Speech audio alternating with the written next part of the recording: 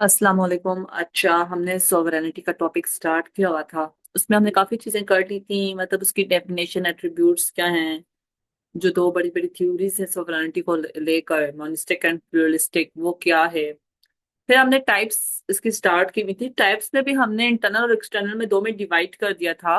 वैसे ही जो है इसको मतलब अलग अलग सबको डिफाइन करने से बेहतर था हम इन दोनों को अलग अलग जो है ना ब्रॉडर जो है वो कैटेगरीज में जो है डिवाइड कर दें। तो मैंने इंटरनल सॉवरेनिटी में डिवाइड किया था और एक्सटर्नल में। इंटरनल में फिर हमने देखा था कि एक कंट्री में बराए नाम और एक्चुअल सॉवरेनिटी किसके पास होती है। फिर हमने पॉलिटिकल सॉवरेनिटी देखी थी, लीगल एंड पॉपुलर। अब हम एक्सटर्नल सॉवरेनिटी को देखेंगे। एक्सटर्नल सॉवरेनिटी में भी हमने कुछ सॉवरन स्टेट्स, हम कहते हैं कि ये सॉवरन है, लेकिन वो सॉवरन बाय फैक्ट होती हैं, ना कि बाय लॉ। तो डिफैक्टो एंड डी जोर सॉवरेनिटी क्या होती है। सबसे पहले हम एक्सटर्नल सॉवरेनिटी को ओवरऑल डिफाइन करेंगे, देन हम इसके ये दो टाइप्स देखेंगे कि जो स्टेट्स होती हैं वो डिफैक्टो सॉवरेनिटी को एक्सरसाइज करिए या डी जोर सॉवरेनिटी को एक्सरसाइज। चलें, एक्सटर्नल सोवरेनिटी क्या होती है। सबसे पहले मैं ये लाइन पढ़ती हूँ, देन मैं आपको फिर इसका बताऊंगी कि होती क्या है। ठीक है। External sovereignty is the traditional concept where a state exercises full control, ये वर्ड आपने पकड़ना है, exercises full control over its international affairs without interference. ये भी वर्ड आपने पकड़ना है, without interference from other states और एक्सटर्नल फोर्सेस। एक्सटर्नल सोवरेनिटी ये होती है कि कोई भी हमारे इंटरनेशनल अफेयर्स हैं, चाहे वो इंटरनेशनल एग्रीमेंट्स हैं या हम अपनी मिलिट्री डिफेंस है हमारा, या हम डिप्लोमेटिक रिलेशनशिप्स में आ रहे हैं, डिप्लोमेटिक रिलेशनशिप्स हमारे बन रहे हैं, और हम लोग अपनी फॉरेन पॉलिसी बना रहे हैं, कुछ भी है, कोई भी हमारा इंटरनेशनल अफेयर है, उसमें कोई भी कंट्री अब के पास फुल कंट्रोल है कि वो जो भी करे, और वो जो भी करे उसके ऊपर कोई इन्फ्लुएंस ना हो किसी और स्टेट का, किसी एक्सटर्नल फोर्स का। या एक्सटर्नल फोर्स का मतलब कोई और स्टेट ही है, मतलब कोई भी ऑर्गेनाइजेशन, कोई भी और स्टेट। जैसे कि पाकिस्तान अगर अपनी फॉरेन पॉलिसी बना रही है और हम बोले हम एक्सटर्नली सोवरन हैं, तो जब हम अपने इंटरनेशनल अग्रीमेंट्स करें तो हम ना देखें कि हमारे किसके साथ हम लोग ऑलरेडी रिलेशनशिप्स में, डिप्लोमेटिक रिलेशंस है, किसके साथ नहीं है, हम लोग कुछ भी ना देखें और सीधा ट्रेड स्टार्ट कर दे, रिलेशनशिप्स बना रहे हैं, अग्रीमेंट्स बना रहे हैं, फॉरेन पॉलिसी बहुत इंडिपेंडेंटली बना रहे हैं, कोई भी इंटरफियरेंस नहीं है, फुल कंट्रोल एक्सरसाइज कर रहे हैं, चाहे वो हमारे इंटरनेशनल अग्रीमेंट्स हो, engage in diplomacy, control borders और military defence, make independent decisions on foreign policy. तो ये एक्सटर्नल सोवरेनिटी। अगर मैं बोलूं कि कोई भी स्टेट कुछ भी कर रही है, मतलब सिर्फ एक कंट्री की बात नहीं रही है, कंट्री इंटरनल एक्सटर्नल, हमारी फॉरेन पॉलिसी, हमारा क्या होता है कि हमारे जो इंटरनेशनल अफेयर्स को लेकर हम अपनी फॉरेन पॉलिसी बनाते हैं ना, कि हमारी फॉरेन पॉलिसी कैसी होगी। हम इंटरनेशनल अग्रीमेंट्स में आते हैं, एक्सटर्नल सॉवरेनिटी ये ना जाहिर है। तो अगर हम लोग अपनी एक्सटर्नल सॉवरेनिटी को full without without interference exercise करें, हमें कोई और कंट्री नहीं बता रही कि हमने किसके साथ रिलेशन रखने या नहीं रखने, हमें कोई कंट्री नहीं बताएगी हमने किसके साथ ट्रेड करना है नहीं करना, अगर हमें बता रही है तो हम तो फिर एक्सटर्नली सॉवरन नहीं है। लेकिन अगर हमें कोई कंट्री नहीं बता रही कि हमने किसके साथ अग्रीमेंट करना है, किसके साथ नहीं करना, किसके साथ रिलेशन रखने हैं, किसके साथ नहीं रखने, हमारी फॉरेन पॉलिसी कैसी हो, कोई भी उसको इन्फ्लुएंस नहीं कर, तो हम एक्सटर्नली सॉवरन हैं। ये मैंने आपको एक ट्रेडिशनल कॉन्सेप्ट बता दिया जो थ्योरी में है। लेकिन क्या एक्सटर्नल सोवरेनिटी आज एक्सरसाइज करती है, मतलब आज जो है वो एप्लीकेबल है। आज आप प्रैक्टिस में एक्सटर्नल सोवरेनिटी को ला सकते हैं, क्योंकि सोवरेनिटी के वर्ड का तो सोवरन, अगर आप वर्ड यूज कर रहे हो या सोवरेनिटी का वर्ड यूज कर रहे हो, डायरेक्टली उसका मतलब आता है फुल कंट्रोल, फुल मतलब एब्सोल्यूट जो है कंट्रोल आपके पास होगा। यही है ना सोवरेनिटी का मतलब, तो ये निकल के आता है। तो जो एक्सटर्नल सोवरेनिटी की डेफिनेशन होती है कि full control over international affairs without interference from external forces, तो क्या ये आज एप्लीकेबल है। ये मैंने आपको डेफिनेशन बता दी जो आप लिखोगे। अब हम इसका क्रिटिकल एनालिसिस करते हैं कि no full external sovereignty in modern times. आज के टाइम में एक्सटर्नल सोवरेनिटी का कॉन्सेप्ट नहीं है, बल्कि एक्सटर्नल सोवरेनिटी की जगह एक और वर्ड हम यूज कर सकते हैं, सोवरेनिटी का। हम ये कह सकते हैं कि सोवरेनिटी तो एग्जिस्ट करती है लेकिन एक्सटर्नल सोवरेनिटी एग्जिस्ट नहीं करती है। जो सोजरेनिटी का कॉन्सेप्ट है ना, ये हमने हिस्ट्री से लिया हुआ है। सोजरेनिटी हिस्ट्री में एक्सरसाइज होती थी, आपको ये पता है, लेकिन आज भी सोजरेनिटी एक्सरसाइज होती है, बस उससे थोड़ी सी शेप मुख्तलिफ है। उससे मतलब ये सोजरेनिटी अब ज्यादा मल्टा है। आप इस तरह समझें कि यहाँ पे थोड़ा सा मल्टीलेटरल फॉर्म है, मतलब कि बहुत सारी कंट्रीज अब आ गई हैं और एक हम आपस में सारी कनेक्टेड हैं। एक दूसरे के इंटरेस्ट देख के हम लोग चल रहे हैं, अपने भी इंटरेस्ट देखते हैं, अगले का भी देखते हैं, फिर हम रिलेशनशिप्स बनाते हैं। तो आजकल की सुजरेनिटी डिफरेंट है हिस्ट्री से, लेकिन सुजरेनिटी जो कॉन्सेप्ट है वो हिस्ट्री में ही एक्सरसाइज होता था।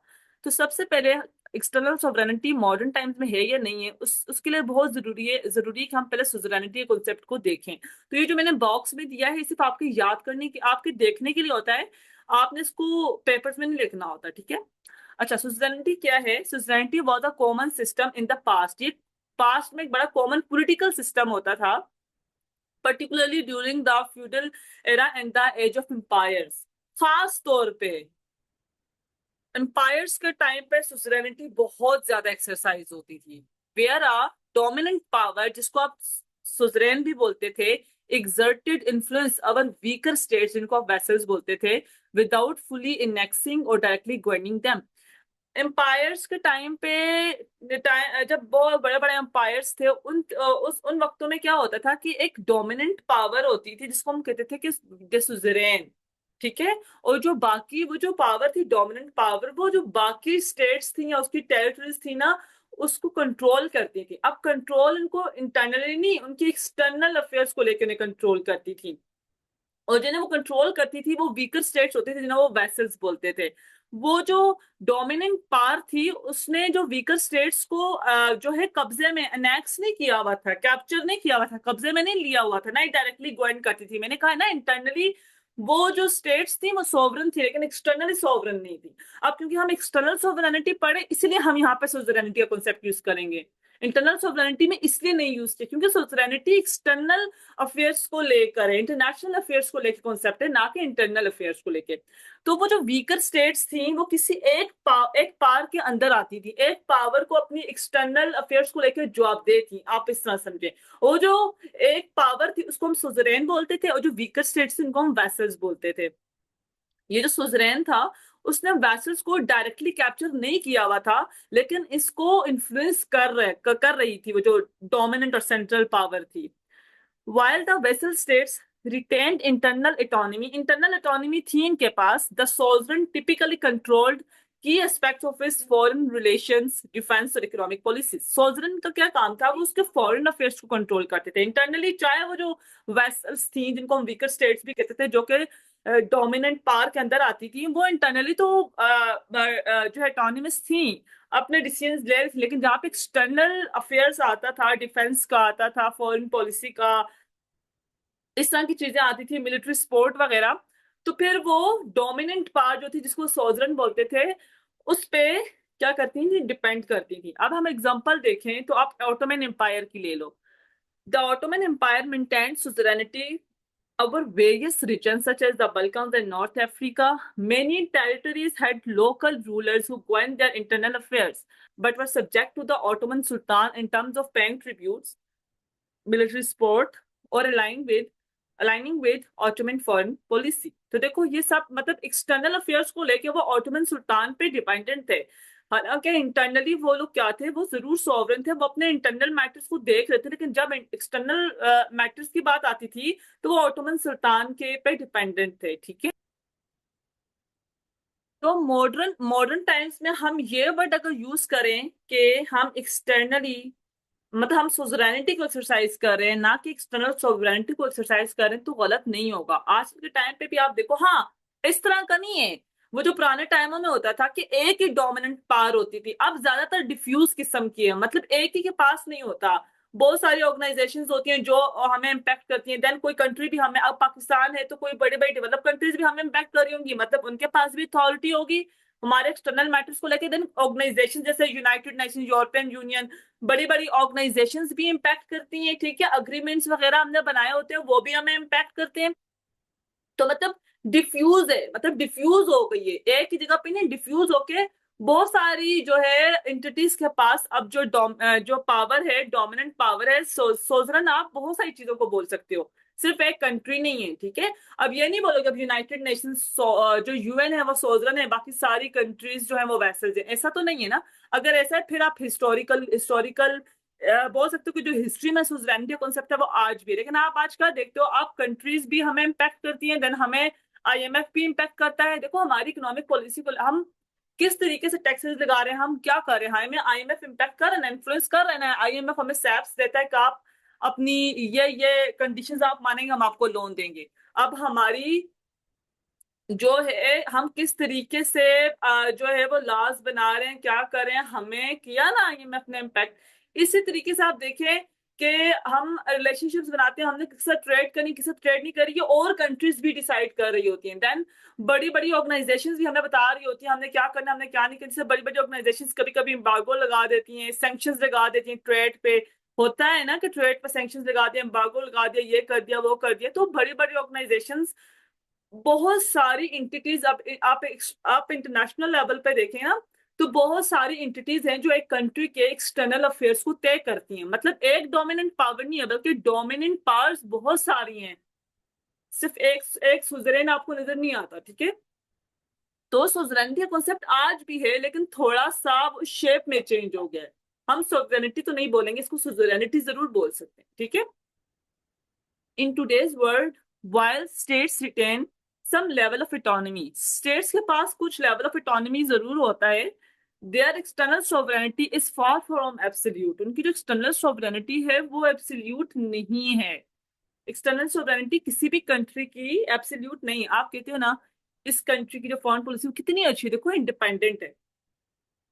आज के टाइम पे ये कह देना कि इस कंट्री की फॉरेन पॉलिसी बिल्कुल इंडिपेंडेंटली इन्होंने बनाई है, इंडिपेंडेंट फॉरेन पॉलिसी है, ये बिल्कुल गलत होगा। आज के टाइम पे किसी कंट्री की भी फॉरेन पॉलिसी मुकम्मल तौर पे इंडिपेंडेंट नहीं है। आप यूएस की उठा लें, आप इंडिया की उठा लें, आप यूरोपियन कंट्रीज की उठा लें, हर एक की फॉरेन पॉलिसी की आप परसेंटेज लगा सकते हो कि इतने परसेंट इंडिपेंडेंट है, लेकिन मुकम्मल तौर पे 1% बिल्कुल इम्पॉसिबल है। क्योंकि आजकल के टाइम में हम लोग एक कितना ग्लोबल, हम अपने ग्लोब पे जो रह रहे हैं ना, हम इंटरनेशनल हम इंटरनेशनली हम क्या है कनेक्टेड है एक दूसरे के साथ। तब हम कहते हैं ना international community, international organisations, international community. क्यों? क्योंकि हम एक दूसरे के साथ अब कनेक्टेड हैं। ये वो पुराना टाइम नहीं है कि हम लोग अकेले अकेले खड़े हो जाएंगे। आज एक दूसरे पे हम डिपेंड कर रहे हैं ट्रेड के लिए, अपनी इकोनॉमिक प्रोग्रेस के लिए, डिफरेंट चीजों के लिए। जब एपिडेमिक आता है तो उससे लड़ने के लिए, जब बड़े बड़े मसले होते हैं जैसे वार्स वार्स देखो कभी भी वार की सूरत हाल आती है ना किसी भी रीजन को लेके, तो सारी कंट्रीज इंटरनेशनल कम्युनिटी एक्टिव हो जाती है। यूनाइटेड नेशंस एक्टिव हो जाएगा, नेटो एक्टिव हो जाएगा। क्यों? क्योंकि हम कनेक्टेड हैं। अगर एक रीजन बर्बाद हो रहा है ना तो ट्रेड बाकियों की भी खराब होगी। अगर एक जगह पे बम बारूद फेंका जा रहा है ना तो बाकी सारे भी इम्पैक्ट होंगे, आगे ग्लोबल वार्मिंग बहुत ज्यादा है, ठीक है। तो सारी कंट्रीज एक दूसरे के साथ कनेक्टेड हैं। तो आज के टाइम पे हम ये नहीं कह सकते कि कोई भी कंट्री ऐसा है जिसकी फॉरेन पॉलिसी इंडिपेंडेंट है। हम ये कह सकते हैं कि एक अच्छे परसेंटेज तक इंडिपेंडेंट है, लेकिन मुकम्मल तौर पे बिल्कुल पॉसिबल नहीं है आजकल के टाइम, ठीक है ना। तो हम लोग ये कह सकते हैं कि हाँ कोई कंट्री जो है वो उसकी जो फॉरेन पॉलिसी है वो है इंडिपेंडेंट है, ठीक है। लेकिन उस इंडिपेंडेंट का मतलब यही होता है कि काफी हद तक है। मतलब कुछ कंट्रीज की तो बिल्कुल नहीं होती ना। कुछ कंट्रीज उनकी फॉरेन पॉलिसी ना ज्यादातर एक्सटर्नल फोर्सेस डिसाइड कर रही होती हैं, लेकिन कुछ कंट्री की एक्सटर्नल फोर्सेस इतना डिसाइड नहीं करती है, लेकिन वो कंट्री खुद एक्सटर्नल फोर्सेस को देख के अपनी फॉरेन पॉलिसी बनाती है कि यार इसके साथ क्या है, अब इसके साथ किया तो ये ना वो मसला हो जाए, वो वाली स्टेट का मसला ना हो जाए, इसके साथ किया तो ये ना हो जाए, इसके पास तो हमारी ज्यादा मार्केट है, ये तो ज्यादा इन्वेस्ट करते हैं। तो डिफरेंट चीजें देख, मतलब कहीं ना कहीं एक्सटर्नल फोर्सेस इन्फ्लुएंस करते हैं। तो एक्सटर्नल सॉवरेनिटी मुकम्मल तौर पे आप बोलो हमारे पास है, किसी भी कंट्री के पास नहीं है, चाहे कितनी भी इंडिपेंडेंट उनकी फॉरेन पॉलिसी हो। हाँ, आप सॉवरेनिटी का कॉन्सेप्ट का वर्ड यूज करो एक्सटर्नल सॉवरेनिटी की जगह। Instead the modern system resemble sovereignty, sovereignty के साथ ज्यादा मिलता जुलता है जो कि पास्ट में थी, इन अ मोर डिफ्यूज और मल्टीलैटरल फॉर्म। हमारा जो अभी मॉडर्न सिस्टम है वो एक्सटर्नल सोवरेनिटी के साथ तो नहीं मिलता है। हाँ, सुजरेनिटी के साथ मिलता है, लेकिन वो जो सुजरेनिटी पास्ट में थी वैसी नहीं है। वो सुजरेनिटी अब के टाइम पे मल्टीलैटरल फॉर्म की है, डिफ्यूज है। मतलब कि एक के पास नहीं है पावर सारी, किसी एक की पावर के, किसी एक की बड़ी अथॉरिटी के पास सारी पावर नहीं है, बल्कि एक कंट्री के फॉरेन पॉलिसी पे या उसकी वो किसके साथ अग्रीमेंट बनाएंगे नहीं बताएंगे, बहुत सारी इंटिटीज एक्सटर्नल लेवल पे ना, इंटरनेशनल लेवल पे डिसाइड करती है। अब पाकिस्तान किसके साथ रिलेशन बनाएगा किसके साथ नहीं बनाएगा ना, वो सिर्फ एक ही इंटिटी को देख के डिसाइड नहीं करेगा, बहुत सारी चीजें देख के डिसाइड करेगा, क्योंकि अब जो सोजरन है वो बहुत सारे हैं। क्यों? क्योंकि अब सोसाइटी एक बहुत बड़ा वेब बन चुका हुआ है। ठीक है, पार का, डोमिनेंट पार्स का एक बहुत बड़ा वेब बन चुका है। तो जब पॉलिटिकल किसी भी कंट्री की गवर्नमेंट बैठती है तो वो सारा जो इतना बड़ा वेब होता है ना, उस सारे वेब को देखते हैं, बहुत सारे सोजरन हैं, आप ये देखें। ठीक है, डिफ्यूज यही होता है ना, डिफ्यूज हो जाना, फैल जाना। तो अब सुजरेनिटी फैली हुई है, पुरानी सुजरेनिटी की तरह है, लेकिन पुरानी सुजरेनिटी अब नए सांचे में आई है। हम इसीलिए अगर हम लोग सुजरेनिटी का कॉन्सेप्ट यूज करें एक्सटर्नल सोवरेनिटी की जगह तो वो ज्यादा बेहतर होगा। ठीक है, so states are subject to the influence and authority of international bodies, economic powers, and collective agreements, much like vassal states were subject to the control of their sovereign in historical. ठीक है, इन ये और होगा historical times.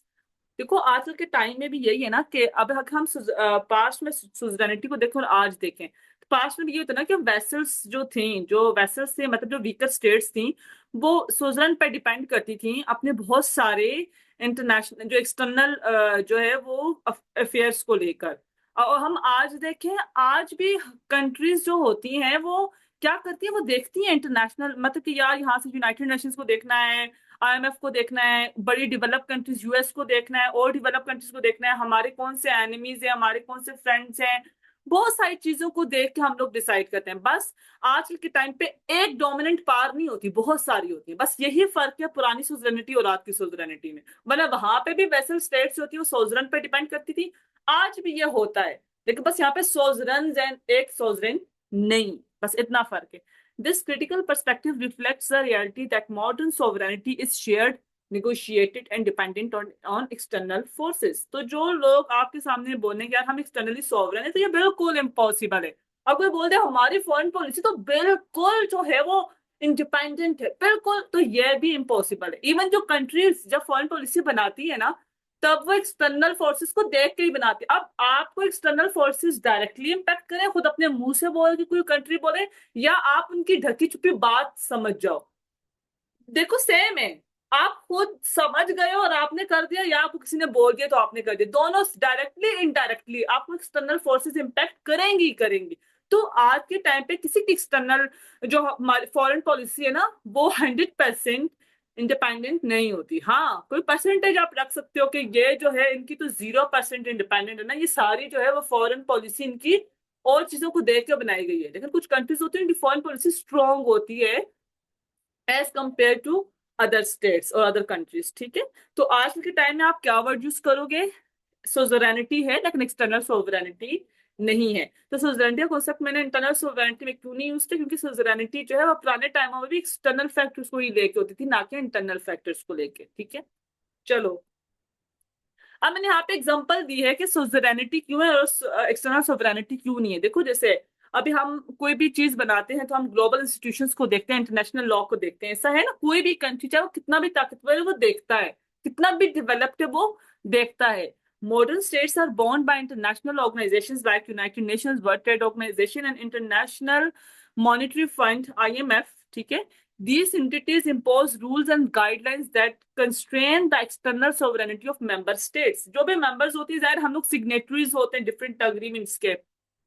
ये जो different बड़ी बड़ी international organisations होती हैं, ये क्या करती हैं, ये रूल्स वगैरह जो है ना, गाइडलाइंस वगैरह बताती हैं, और जो एक्सटर्नल सोवरेनिटी होती है ना मेंबर स्टेट्स की, उसको क्या करती है, रिस्ट्रिक्ट कर देती हैं। जैसे कि for example trade regulations, sanctions and peacekeeping interventions often limit the full freedom of states to act independently.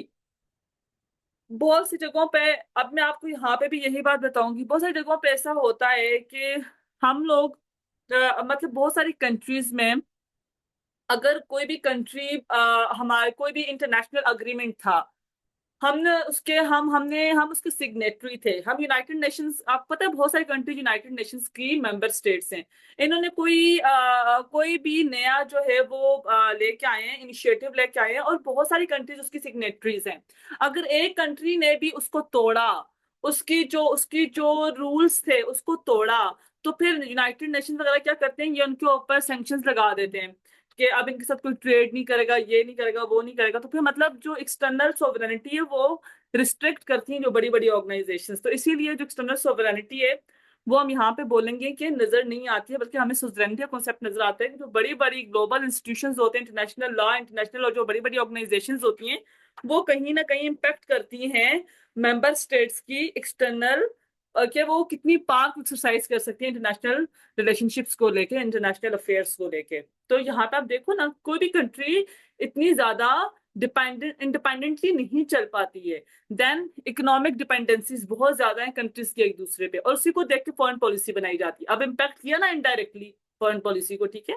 In today's interconnected global economy, no country can fully control its own economic destiny without external dependencies. हम अपनी economic destiny कभी भी decide नहीं कर सकते। हम बोले कि हम इंटरनेशनल कम्युनिटी का पार्ट ही नहीं, ठीक है। Countries rely on trade agreements, multinational corporations and international markets which can limit their external sovereignty. For example, smaller nations may be heavily influenced by the economic policies of larger, more powerful states. Economic dependencies बहुत हैं। अब पाकिस्तान कितने ज्यादा economic down turn से चल रहा है, हमने किसी भी कंट्री के साथ रहना है, ट्रेड करना है, हमें उस कंट्री की माननी पड़ेगी। हमारे पास चॉइसेस नहीं है। हम लोग खुद हमारे कंट्री में इकोनॉमिक डाउन टर्न चल रहा है। अब देखो, जो पावरफुल कंट्रीज हैं, डेवलप कंट्रीज हैं, उनकी पॉलिसीज मानना हमारा काम है। वो हमारी पॉलिसीज नहीं मानेंगे, ट्रेड क्या कंडीशंस होंगी क्या नहीं होंगी। हमें तो बस, क्योंकि हम लोग अभी पूरे बुरे हाल से गुजर रहे हैं, हम इस सिचुएशन में नहीं है कि हम अपनी पॉलिसीज उनके ऊपर इम्पोज कर सके। अगर हम कभी सिचुएशन में तो हम करेंगे, तो फिर वो हमारे मातहत होंगे किस्म के। तो देखो, हमारी जो एक्सटर्नल पॉलिसीज हैं, एक्सटर्नल, क्या हम लोग किनके साथ एग्रीमेंट करेंगे, ट्रेड एग्रीमेंट्स करेंगे, क्या ट्रेड एग्रीमेंट्स होंगे, क्या कंडीशंस होंगी, हम डिसाइड नहीं कर रहे। एक्सटर्नल अफेयर्स ही है ना, इकोनॉमिक डिपेंडेंसी की वजह से ये हो रहा है ना। इवन जो डेवलप कंट्रीज होती हैं वो भी देख के करती हैं। ये नहीं है कि एक डेवलप कंट्री है, दो बड़ी बड़ी बड़ी कंट्रीज आ गई हैं जो एक, मतलब दोनों की इकोनॉमी बेहतर है, और एक बोले भाई मेरी सारी बात मानी जाएगी, दूसरी बोलेगी भाई मेरी क्यों नहीं। ट्रेड तो दोनों के दरमियान हो रही है ना। देखो, दोनों की फॉरेन पॉलिसी वो एक दूसरे को इन्फ्लुएंस कर रहे होते हैं। तो इकोनॉमिक डिपेंडेंसीज हैं, तो एक्सटर्नल सोवरेनिटी तो यहाँ भी नहीं। Even develop, under developing countries and develop countries, कहीं पे भी एक्सटर्नल सोवरेनिटी एक के पास भी नहीं होती। बड़ी बड़ी डेवलप कंट्रीज यूनाइटेड नेशंस का पार्ट होती हैं, इनके मेंबर स्टेट्स हैं, सब इनके उनको मानते हैं। अगर डेवलप कंट्रीज भी आज कोई ऐसा काम करेंगी जो बहुत सारे रूल्स को इकट्ठा तोड़ देंगी, तो उनको उनको भी जो है वो सैंक्शंस को, ये चीजों को बर्दाश्त करना पड़ेगा, ठीक है। फिर इकोनॉमिक डिपेंडेंसीज होती है, ह्यूमैनिटेरियन एंड मिलिट्री इंटरवेंशन। ये जो मिलिट्री इंटरवेंशन है ना, ये बहुत ज्यादा आपको देखने को मिलेंगी। इनकी वजह से तो बिल्कुल आप ये नहीं कह सकते कि भाई कहीं पे भी क्या है, एक्सटर्नल सोवरेनिटी है। मॉडर्न इंटरनेशनल नॉर्म्स, जैसे कि R2P, responsibility to protect international law है, एक नॉर्म है, इंटरनेशनल नॉर्म है, जो ये कहता है कि यार ह्यूमंस, जो इंसान है उससे कुछ राइट्स होते हैं, और इंसान की जिंदगी को प्रोटेक्ट किया जाए। आम जुबान है, बिल्कुल बेसिक, कि हर बंदे के कुछ राइट्स होते हैं, उन राइट्स को प्रोटेक्ट करना इंटरनेशनल कम्युनिटी का काम है। तो ये R2P है, ठीक है। Modern international norms such as the responsibility to protect allow for external interventions in cases of human rights abuses, further eroding the concept of external sovereignty. Eroding मतलब खत्म करना। In cases where the international community intervenes, for example, military or humanitarian missions, a state's external sovereignty is clearly violated, reflecting the influence of a more powerful entity over a weaker one. आजकल किसी भी country में बहुत ज्यादा आप कहें कि human rights एब्यूसेस आपको देखने को मिलते हैं, बहुत सारे केसेस जैसे नजर आ रहे हैं। तो फिर आपको इंटरनेशनल लेवल पे कंपेन नजर आएगी, रिस्पॉन्सिबिलिटी टू प्रोटेक्ट की बैनर्स उठाए हुए लोग नजर आएंगे। मतलब कि इंटरनेशनल कम्युनिटी को मुसलसल जो है वो कह रहे हैं कि भाई आप कुछ करें। फिर यहाँ पे यूनाइटेड नेशन सबसे ज्यादा एक्टिव होता है, बहुत बड़े बड़े जो है वो रेगुलेशंस पास होते हैं, ठीक है।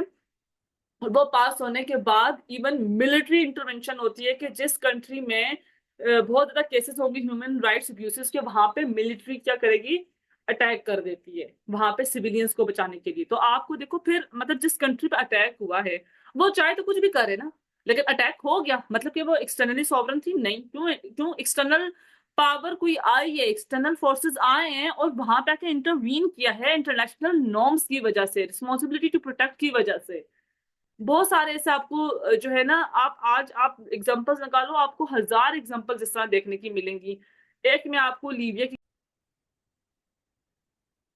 अच्छा 2011 में जब लीबियन सिविल वॉर हुई थी, वहां पे गद्दाफी रजीम के ऊपर बहुत ज्यादा मतलब उन्हें क्रिटिसाइज किया जा रहा था कि वो सिविलियंस को मार रहे हैं।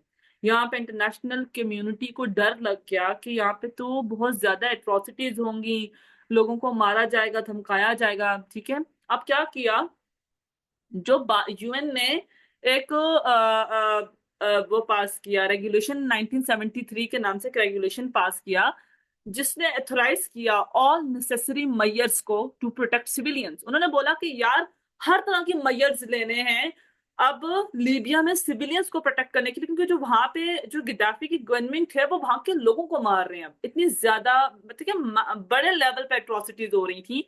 तो यूनाइटेड नेशन ने ये रेगुलेशन पास किया, एक रेजोल्यूशन पास किया। रेजोल्यूशन का नाम था रेजोल्यूशन 1973, बाबा रेगुलेशन बोल रही हूँ, रेजोल्यूशन पास किया 1973 के नाम से। अब इसके बाद क्या हुआ, जब ये रेजोल्यूशन पास कर दिया जिसका जो एथोराइज कर रहा था all necessary measures to protect civilian, अब यहाँ पे क्या, NATO forces led by US, France and UK launched military air strikes against Gaddafi's forces to prevent attacks on civilians। अब ये जो इंटरवेंशन है was justified under R2P, responsibility to protect, aiming to prevent human rights violations।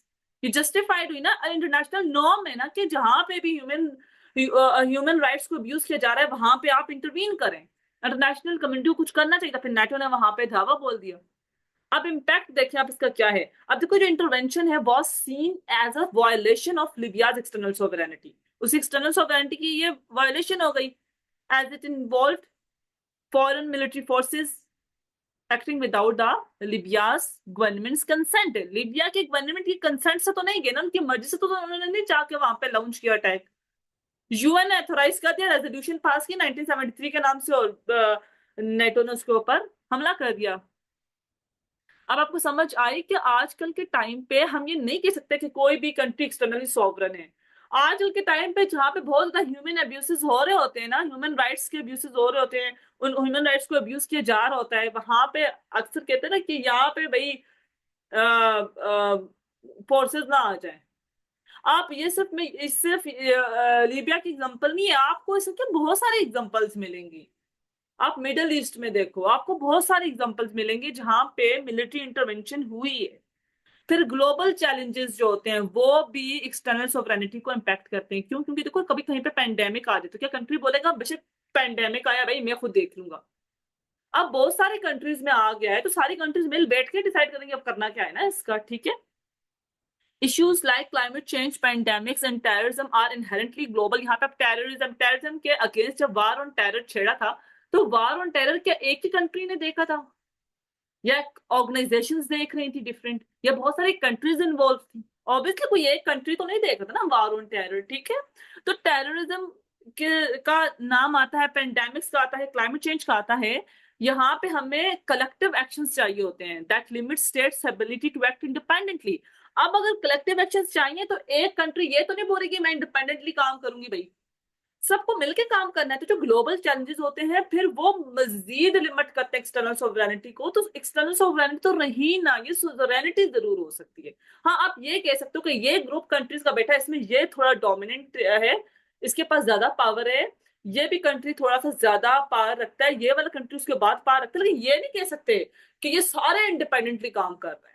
हाँ कुछ countries weaker होंगी, कुछ ज्यादा strong होंगी, ठीक है, लेकिन सोवरेनिटी हो सकती है लेकिन एक्सटर्नल सोवरेनिटी नहीं होगी।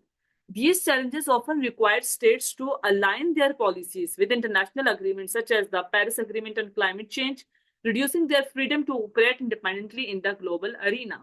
तो यहां तक जितनी मैंने ऊपर बात की है उस सारी बात का जो मैंने आपको एक्सटर्नल सोवरेनिटी के बारे में बताया है, नेक्स्ट लेक्चर में मैं आपको डीजो डिफेक्टो के बारे में बताऊंगी, वो भी एक्सटर्नल सोवरेनिटी के आगे टाइप्स ही हैं। जो मैंने आपको एक्सटर्नल सोवरेनिटी के बारे में बताया वो मैंने ये बताया कि एक्सटर्नल सोवरेनिटी तब होगी आपके पास जब आप फुल कंट्रोल करोगे आपके इंटरनेशनल अफेयर्स को विदाउट इंटरफियरेंस। लेकिन आजकल के टाइम पे एक्सटर्नल सॉवरेनिटी नहीं है। हाँ, आप जो ताकत इस्तेमाल कर रहे हो, जो आज आप इंटरनेशनल रिलेशंस में जो पावर इस्तेमाल होते हुए देखते हो, वो एक्सटर्नल सॉवरेनिटी नहीं बल्कि सुजरेनिटी से मिलती जुलती है। सुजरेनिटी क्या है? एक पास्ट में एक पॉलिटिकल सिस्टम होता था जिसमें एक डोमिनेंट पावर होती थी और वो वीकर स्टेट्स को कंट्रोल करती थी।